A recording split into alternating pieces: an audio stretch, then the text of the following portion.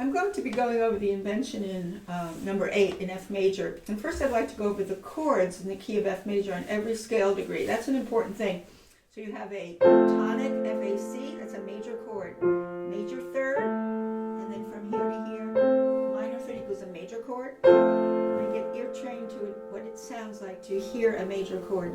And the 2 chord, or the supertonic, is a minor chord because it's a minor third, and from here to here a major third, so that's a minor chord. It's the 2 chord. The supertonic 3 chord is, can you hear that minor quality? You can hear it.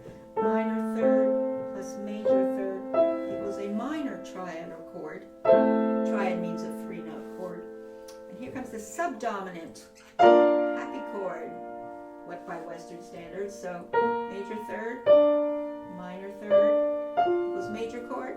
Here comes the wonderful dominant. That's called the primary dominant. The primary dominant is the actual dominant of which the key you're in. And this invention will have the primary dominant of C, E, G because it's in F major. It's a major chord. Now we have the 6th chord. That's another somber chord. Somber chord. Minor third plus major third equals minor triad. And here comes a different one, a diminished chord. It's a minor third plus another minor third. That's diminished. We usually have diminished 7th chords, which we add another minor third. They're very spooky and suspenseful. And they have a strong pull, in this case, toward the tonic. Now, I must say that if we were playing F minor instead of F major, that same 7 chord could nicely, smoothly flow into F minor. So an F major and F minor both share the same dominant chord.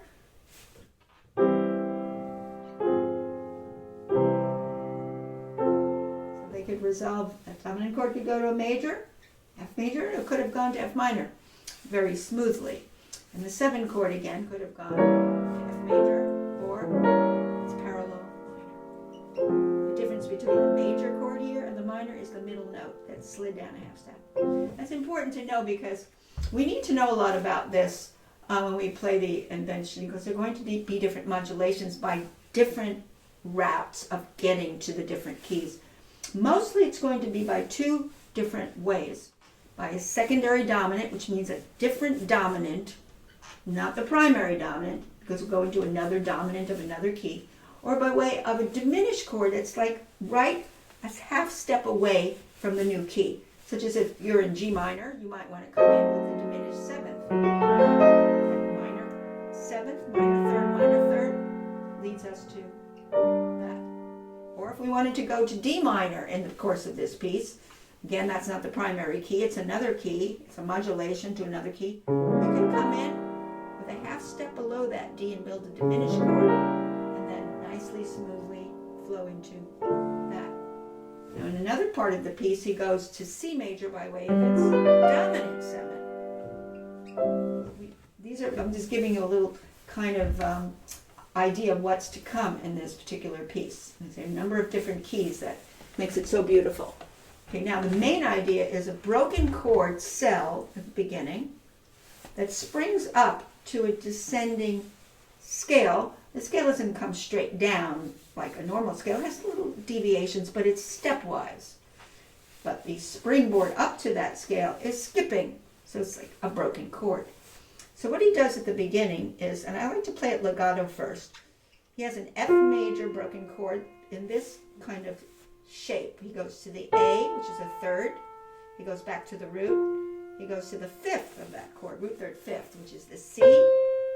Comes back to the tonic note. And finally arrives at the destination, F. At first I do it legato, and then I keep the shape. So you notice I have a little spring forward wrist. And I make a little crescendo to the top note.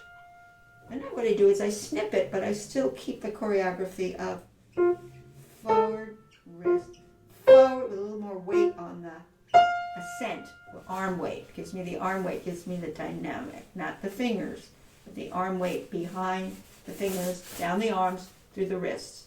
And we have the supple wrist because we're doing the springboard there to most the slight curve of my wrist, and then I'm going to come down with this wrist forward every 4, a little bit wrist forward. So I get this if I'm going quicker. Rolling forward, rolling forward. If I want more articulation, and I want a more articulated legato, I would still have that little bit of choreography with the wrist forward.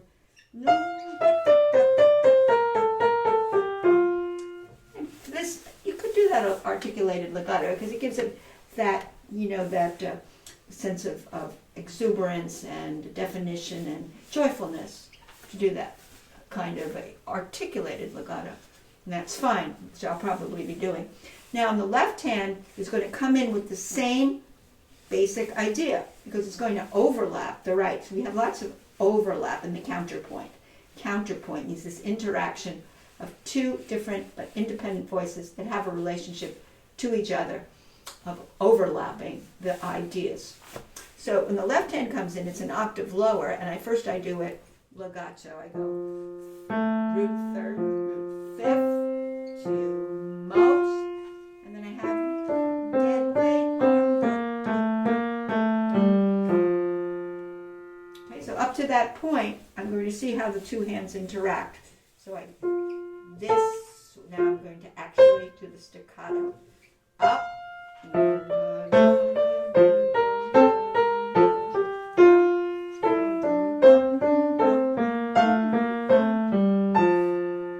So I get to there. Now what happens next in the left hand is he goes into the first inversion of the broken chord. Now if you analyze it, you'll see, I'm going to do it legato first. It goes to the A. Main notes are the F now to the A. He really did this with just the shape that goes this way and that way, but the principal notes are C, F, A. And interestingly enough, he did that in the right hand when he came out of this. Here's what he did. C, so naturally, the left hand's doing that. Be aware of that. Be aware that you're now doing a first inversion of the very idea that started out in root position. Root position. Now, first inversion. I'm not talking about inversions in this particular tutorial, but that would be an inversion. So you see, when you're overlapping, you're really one idea in one hand is then overlapped in the other. And sometimes the left hand will start the idea later in this piece, and then the right hand will overlap. So it'll be kind of in reverse. You have to kind of look at it and see exactly what's happening. Now the second idea of this piece is this. I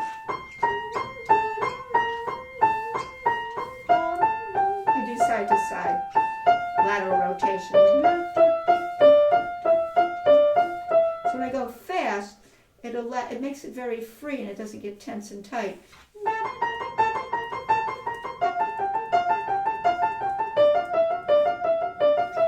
You can see how that works nicely. Now when the two hands and the left hand ends up imitating that, it comes in after it does that first inversion of the broken chord. It starts with the same note that the right hand did, because the right hand started this. So now the left hand overlaps it, and now both hands are sixth apart, doing this skip up, step down, step up. They're doing the same thing in sixths, because you know you're playing in sixths at that point and doing the same thing and doing copycats, but you're doing a sixth apart. And that's important to know. So remember, when we did this, we started with this first inversion of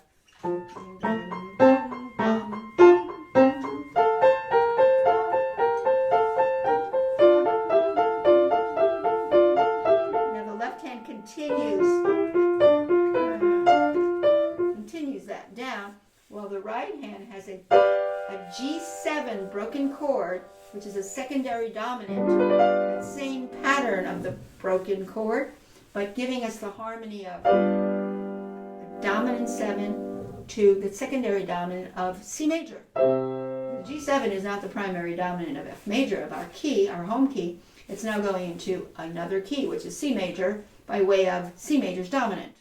It's a 7th on it, makes it a little more convincing. Pulls us into C major. So right at this juncture, you can hear the B natural and the outline of the G7. And then the left hand does almost the same, but a little bit different. And now we go back to this piece of the scale. Rolling forward, rolling forward.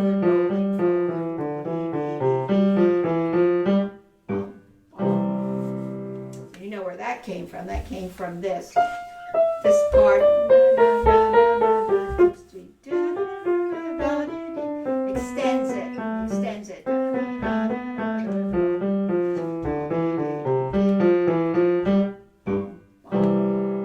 Sometimes you can take a piece of that idea and then just keep extending it way more 16th notes than just the abbreviated one, which was this. Remember, it just went up to there. So now you have an extension. You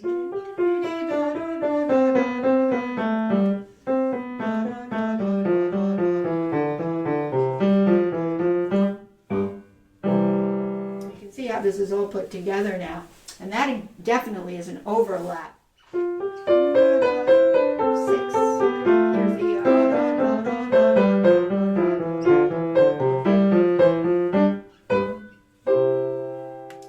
Wonderful that is spun out there by that, the charging of all of those extended 16ths going all the way to the C cadence, finally getting to the full cadence of the C.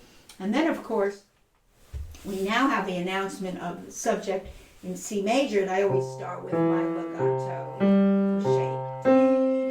Rolling forward, rolling forward. You can do the articulated. This hand is doing the same thing. You can see there's a real pattern to this at this point, and that's going to overlap when you snip it out.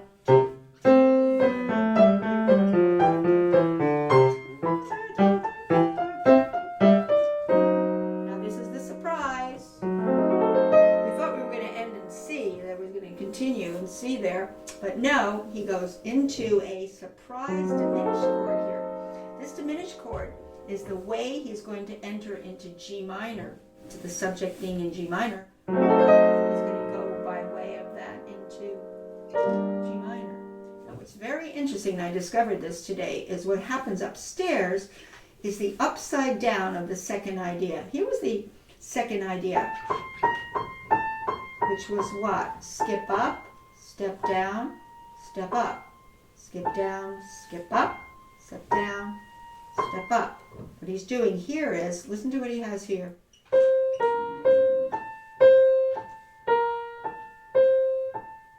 So inside of this you have this.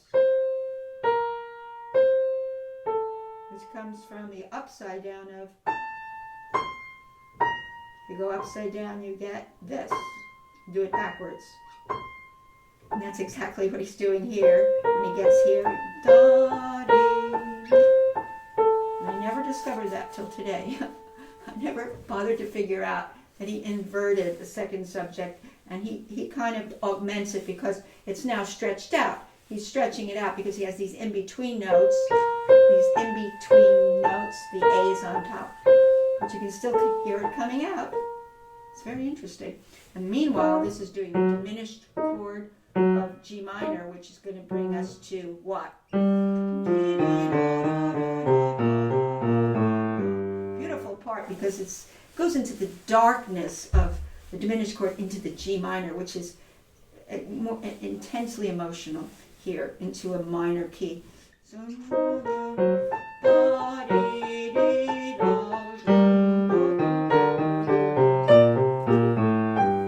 So beautiful.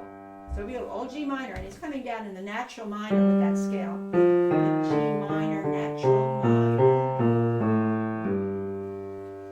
And of course upstairs you have against that the broken chord that we're used to. And then the scale down. Now he's put that upstairs. You know, he's going between the hands. He's reversing the scale up here with the broken chord down there and shifting it around. And that's counterpoint. Okay, now what he's going to do next after the G minor.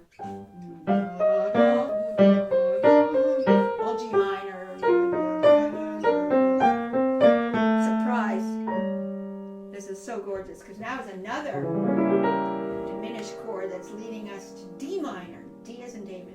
And he's going to have the same idea in the left hand where he has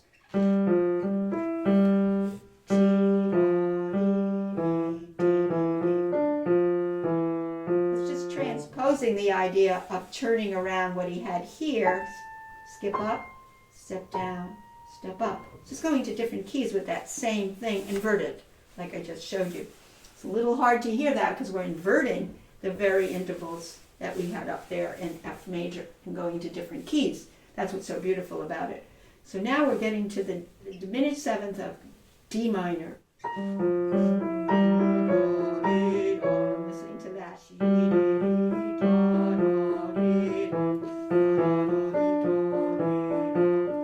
Notice I'm not hammering out the common tones. I'm listening for the moving notes. So if you blocked it, you'd hear.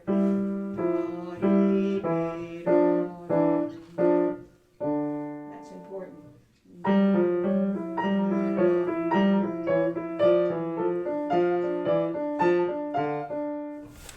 Now, he's going to somehow try to get us back, we think, to F major because we've gone to G minor, we've gone to D minor. So we got to get home to some point to F major again. We think this primary dominant of F major comes here. But he says, no, I'm not going to go immediately to the tonic. I'm going to the sixth chord of F major, which is a D minor chord. So it's like a deceptive cadence. So beautiful when he does that. Here it is. But he's staying in D minor now because this is the melodic minor. Upstairs he has B, C sharp, D. So he's saying, you know what? Let me just stay a little bit in the D minor before I decide to eventually get everybody back at some point to the F major. He's not doing it yet. So we think he's doing it here, but it goes to that D minor chord, which is a sixth chord of the F major. And this is the dominant of G minor, secondary dominant, because it's not primary to F majors. We call it a secondary dominant. Now, so that's D minor, but not for long. Now we're going to F major, but with a seventh on the F major. That pulls us to the four chord of F major. When you put a seventh on a root position chord, it pulls you to the four chord of that key, which would be B flat. You can hear it. Very interesting what he did. So what he did was this to B flat. Now we're in B flat major with the second idea, and the left hand has the broken chords, and now they converge. Now we're in F major. All this is F major. F major. This is the dominant of F major. Still dominant. You think for a moment that he slipped into B flat just for a second, but he's back to F major quickly.